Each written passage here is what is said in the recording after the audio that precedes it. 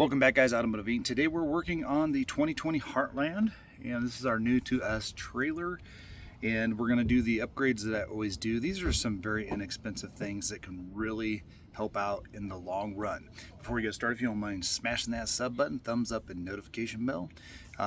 We have tons of stuff over on the channel for just about everybody. It has to do everything automotive and RV. So this new trailer has a lot of outside appliances that aren't covered, and what we can see in here is a handy dandy wasp nest. Now these can catch fire, so we want to get that out of there. And what we're going to install, I install these on all my trailers. This is a nondescript brand. This was like $7. You can get the full enchilada kit, which does your hot water heater and several other areas of the trailer, fridge and whatnot. For a little bit more, I will link these down below. But these are very important, guys, because this was sitting outside for about 2 years, didn't get used or moved.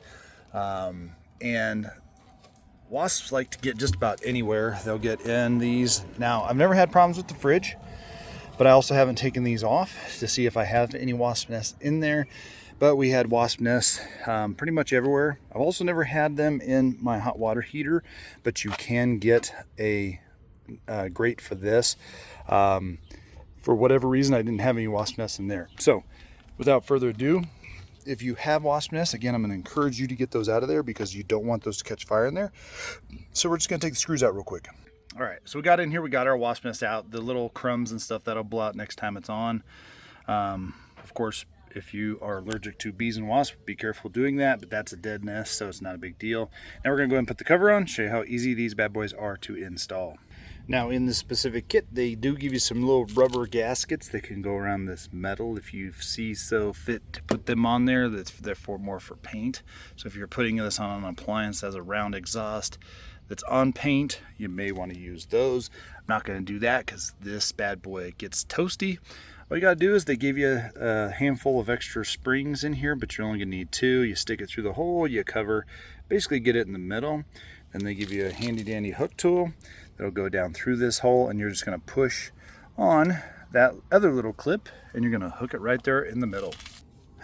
So there it is, guys. You see this little groove on this tool. It's just gonna push through the screen. You push down the center hole of that spring itself. So you'll go down through, take this bad boy here. Imagine this being in that little screen. You're just going to shove it through the screen here. It's always much easier. Anyhow, you're going to put this through the screen, and you'll just go down through the center of the spring. You'll clip this on there and push it on. Now, one side is a smidge longer on these springs. Doesn't matter. You can use the longer or the shorter. And then you line it up on there, and kablamo, they're going to stay on there. I've never had a set rust out or start looking shabby, but they're so cheap if they did start looking bad. But this prevents wasps from getting in. Again, you can use this on any round exhaust on your camper for this. They have ones that are going to fix identical to the fridge. Like I said, I'll put the full kit on there, but this one has a big fridge on it, so those grates won't specifically work on it, but if you wanted to, but you can put those on there and save the day. Again, a bunch of cheap hacks and tricks that you can use to prevent extra maintenance for yourself. Now, there's no reason to get into the rest of the furnace itself.